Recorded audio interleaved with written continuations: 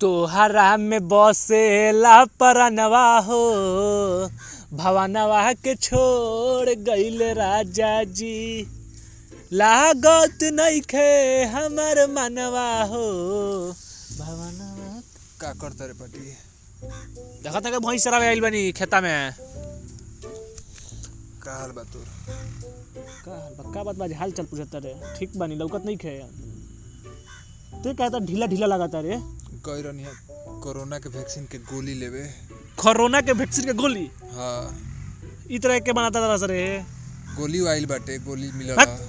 Corona के injection आवे वाला सुई ना जे सारा के सुई लगा पूरा गांव जवार का सुई लगा। हम का लगा कह दो मी जेकरा सुई नहीं खेले के गोली ले लेता। तो सुई नहीं खेले का गोली ले लेता। बड़ा मजा। ई कौन डॉक्टर तोरा के बोलस के सुई नहीं खेले का गोली ले ली? अरे मोरवा पर दुकान नहीं के पीके जी के उहे देले हां रे। उ पीके जी पियक्कड़ हवे, उ कुछ दे देवे ले ओकरा चक्कर। बड़ा मजा होता, बड़ा मजा होता। मन करता एकदम फूल लागता। कोरोना फूट फूट के निकलता। कोरोना फूट बनी तो पहले दूर रहते कोरोना बार तो दूर रहो। दवाई ले लेल बानी, अब कोरोना लगे ना आई है तो बोले हाँ ये नहीं बता कौन दवाई ले बड़े तो दूर रहो ना। ते कौन दवाई पे तो ले बड़े हम तो व्यवहार तोर चेंज लगा एकदम पूरा माहौल तोर अंदर का चेंज लगा था, पूरा सिस्टम तो बदल गइल बारे। बहुते मजा होता टे, बहुते मजा होता रे भाई। कोरोना के गोली में तोरा कौन मजा आ गई रे? कोरोना लगाता फूटता अंदर से एकदम निकलता टे, बहुते मजा। कोरोना फूटता हमारा डाउट लगाता। एगो ते काम कर, ते बिकिया का लगा फोन कर। छोड़ ना बिकिया के, ते बारिश तो बिकिया बिकी अरे ते पहले दूर रहो।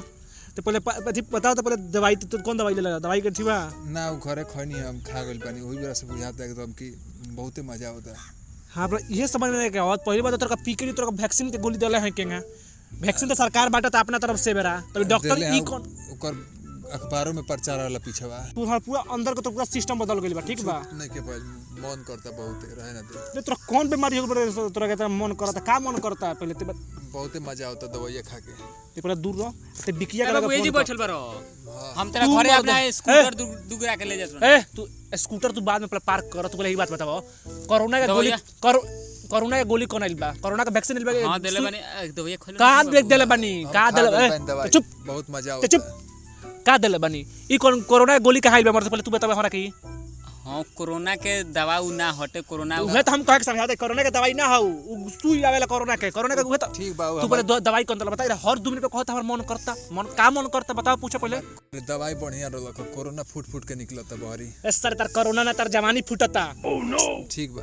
ओकरे दवाई देले रहल का ना माने कोरोना के दवाई ना रहल। का अबे तू का कल बात मत कर पहले। तू का कल हो ओकरे दवाई देले रहल। कौन ची के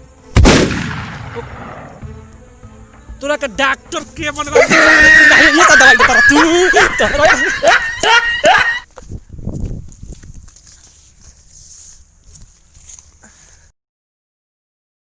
के वारी लगते नहीं के। हेलो बिकी, कहाँ बारो? आओ तनी हम मन करता बहुत। रुको